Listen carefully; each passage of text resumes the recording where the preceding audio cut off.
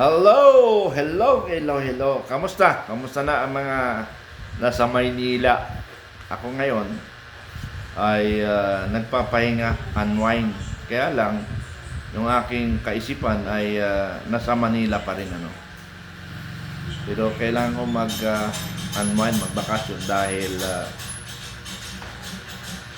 more than 2 years akong nakikibaka sa nangyayari sa ating bansa na na may nagaganap na hindi maganda sa ating gobyerno ngayon. Kung sa kaisipan na mga naniniwala kay Marcos, kay Pangulong Marcos, tuloy nyo yun kasi yun ang paniniwala nyo or paniniwala o manatiling loyal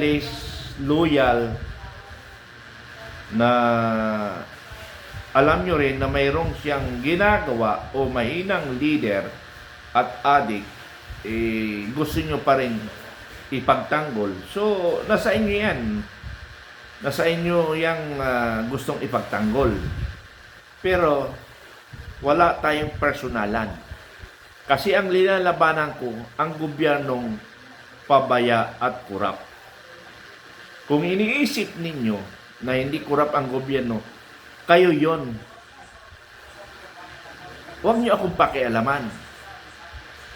Kasi yun ang aking nararamdaman. Dahil hindi naman ang aking pinoprotektahan dito ay ang aking sarili.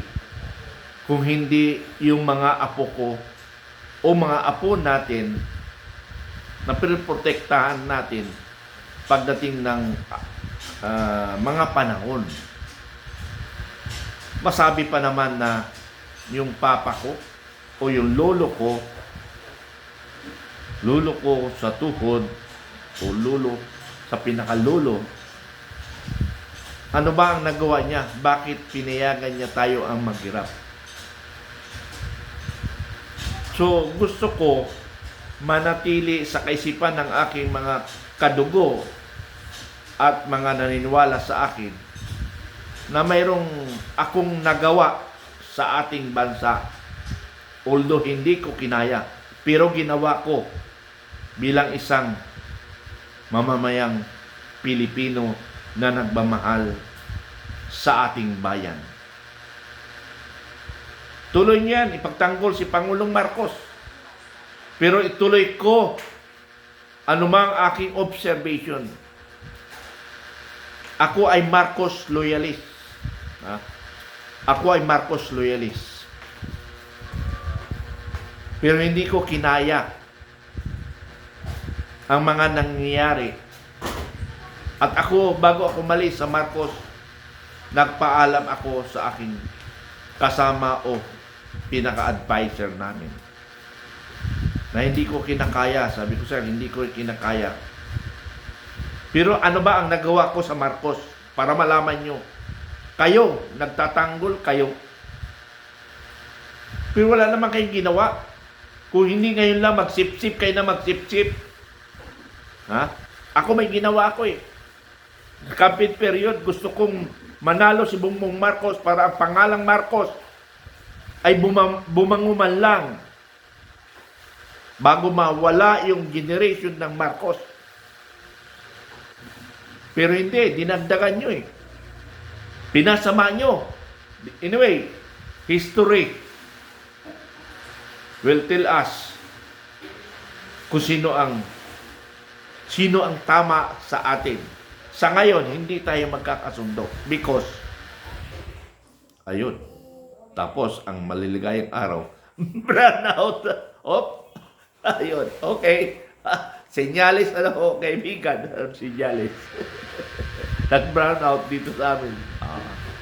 Okay, patuloy tayo,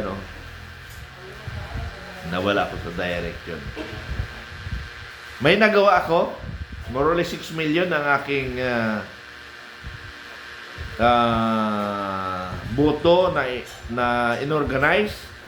Nandito tumawag kahapon sa akin yung aking Luzon Commander na si Colonel Ramiro T. Papa na naka-base sa Isabela, na dati kong kasama sa Special Forces na ako'y nag-aaral ng high school noon ay siya ay draftee o trainee.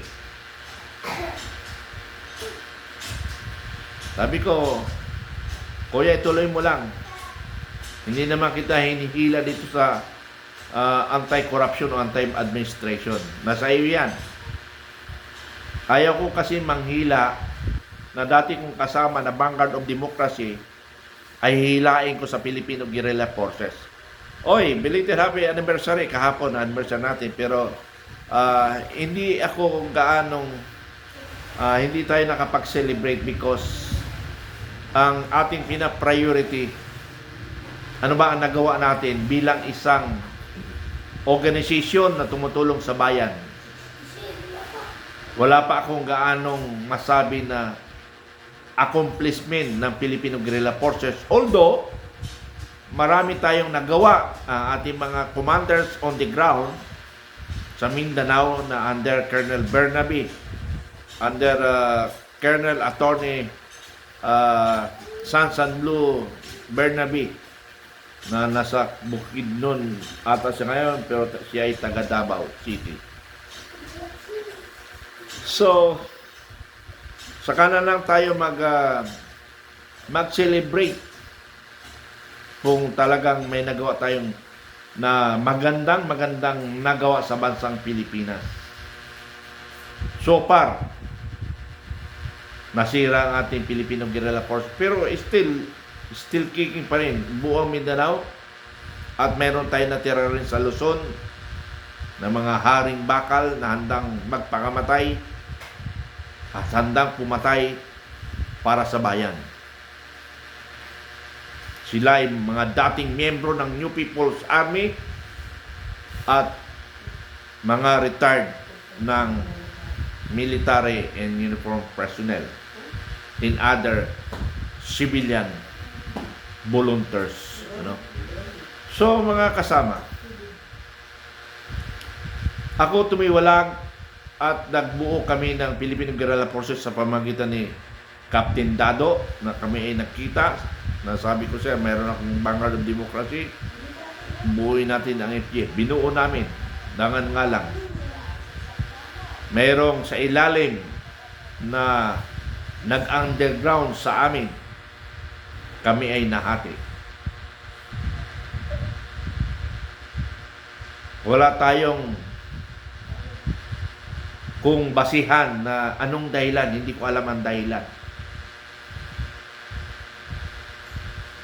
Dahil naghiwalay kami ni Captain Dado na wala kaming samaan ng loob at bagkos mayroon pang plano sana, pero hindi ko alam, hindi ko masagot